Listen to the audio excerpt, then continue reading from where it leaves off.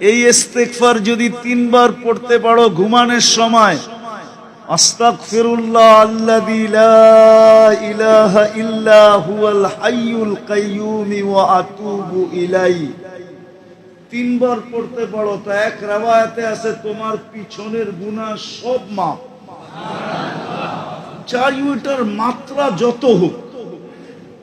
আরেক riwayate আছে সমুদ্রের ফেনার পরিমাণ, গাছের পাতা পরিমাণ আর বালুর কণা পরিমাণ, আমার বিশ্বাস এটা সমগ্র মানুষ মিলাও করা সম্ভব না।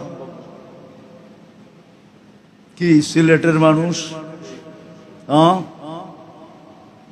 দুনিয়ায় যত গাছ আছে গাছের পাতা সমান, সিলেটের গাছ না, বাংলাদেশের গাছ না। এতটুক গুনাহ তো সমগ্র সৃষ্টি মিলা করো সম্ভব কিনা আমি জানি না। সমুদ্রের ফেনা সমান, বালুর কণা সমান, যে 3 বার করবে মাফ।